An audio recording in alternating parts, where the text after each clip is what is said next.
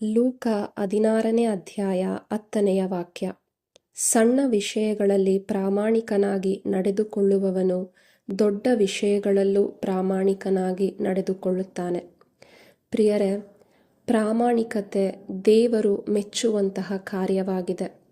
ನಾವು ಸಣ್ಣ ವಿಷಯಗಳಲ್ಲಿ ಪ್ರಾಮಾಣಿಕರಾಗಿ ನಡೆಯುವಾಗ ದೊಡ್ಡ ವಿಷಯಗಳಲ್ಲೂ ಪ್ರಾಮಾಣಿಕರಾಗಿ ನಡೆಯಲು ಸಾಧ್ಯವಾಗ್ತದೆ.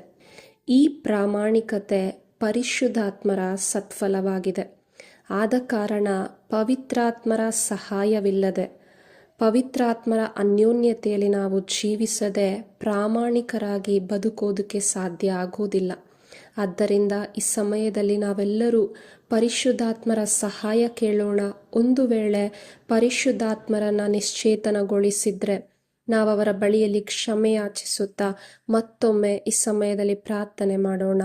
ಅಪ್ಪ, ತಂದೆಯಾದ ದೇವರೇ, ಈ ವಿಶ್ವಾಸದ ಜೀವಿತದಲ್ಲಿ, ಸೇವೆಯ ಕಾರ್ಯದಲ್ಲಿ ಅಪ್ಪ, ನಾವು ಪ್ರಾಮಾಣಿಕರಾಗಿ ನಡೆಯುವಂತೆ ನಮ್ಮನ್ನು ಬಲಪಡಿಸಿರಿ. ಪರಿಶುದ್ಧಾತ್ಮರ ಬಲದಿಂದ ನಮ್ಮನ್ನು ತುಂಬಿಸಿರಿ. ದೇವರ ವಾಕ್ಯದ ಜ್ಞಾನದಿಂದ ನಮ್ಮನ್ನು ತುಂಬಿಸಿರಿ. ಎಲ್ಲ ಸಂದರ್ಭಗಳಲ್ಲೂ ಪ್ರಾಮಾಣಿಕರಾಗಿ ನಡೆಯಲು ಬೇಕಾದಂತಹ ಪರಿಶುದ್ಧಾತ್ಮರ ಶಕ್ತಿ ನಮ್ಮೆಲ್ಲರಲ್ಲೂ ತುಂಬಲ್ಪಡಲಿ ಎಂದು ಯೇಸು ನಾಮದಲ್ಲಿ ನಾವು ಪ್ರಾರ್ಥಿಸುತ್ತಿದ್ದೇವೆ. ನಮ್ಮ ಒಳ್ಳೆಯ ತಂದೆಯೇ, ಆಮೆನ್.